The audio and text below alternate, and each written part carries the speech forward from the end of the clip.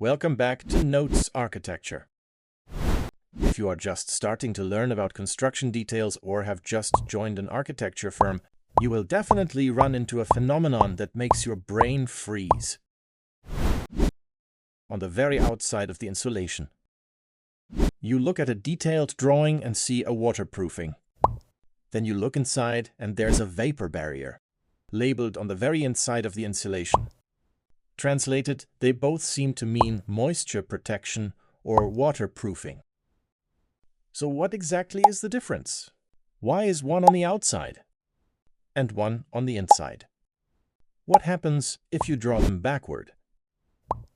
Today, using hand-drawn details, we are going to completely clear up these two core and most easily confused concepts in building physics. Grab your pen and paper, and let's level up our detailing skills together. Let's start with the most intuitive one, waterproofing. As I used the analogy in my last video, waterproofing is the building's raincoat. We need to clarify who its imaginary enemy is. Its enemy is liquid water. Whether it's heavy rain falling from the sky, melting snow, or groundwater outside a basement wall, this water has volume and physical water pressure, protecting our structure and insulation materials.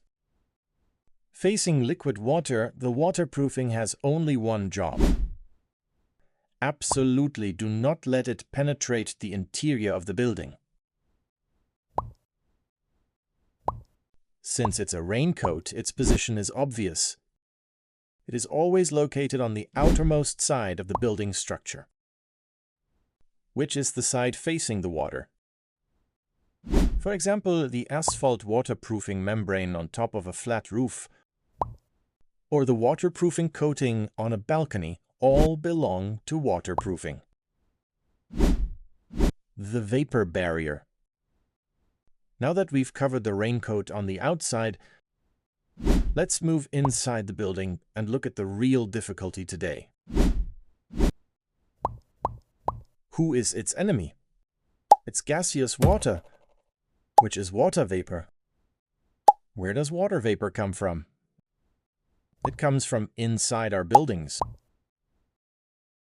We breathe, cook, and shower indoors, producing several liters of water vapor every day. Especially in winter, the indoors is very warm and the air is full of moisture.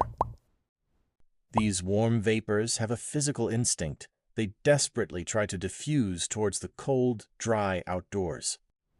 Water vapor molecules are incredibly small. They can easily penetrate plasterboard and drill into our insulation layer. This brings us to the scariest word in building physics, dew point. When warm water vapor enters the insulation, the further out it goes, the lower the temperature drops. When it hits the cold air, it instantly liquefies into condensation, directly soaking your insulation. Over time, the insulation fails and the structure molds and rots. To stop this disaster, we need a vapor barrier. If the waterproofing on the outside is a raincoat, then the vapor barrier is warm, windproof, thermal underwear we wear right next to our skin. Its position is very strict. It must be placed on the warm side of the insulation, which is the side closer to the interior. Its job is to completely block the water vapor inside the room before it can enter the insulation layer and condense upon hitting cold air, thereby ensuring the inside of the insulation remains absolutely dry. Finally, let's use a golden rule of building physics to remember all the core logic from today. Tight on the warm side, breathable on the cold side. On the warm side, we use the vapor barrier as our underwear to block the escaping water vapor. On the cold side, we use waterproofing as our raincoat to block external liquid water. If you draw them backward, or if you make both layers absolutely sealed, moisture will be trapped in the structure. That is a fatal mistake on the drawing.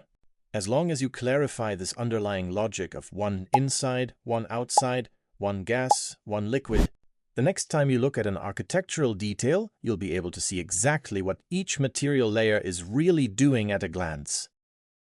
If you found today's moisture protection notes helpful, don't forget to like, save, and subscribe to Notes Architecture. Every Monday, I will use actual construction details to break down the most confusing construction knowledge. Let's level up our detailing skills together. See you next time.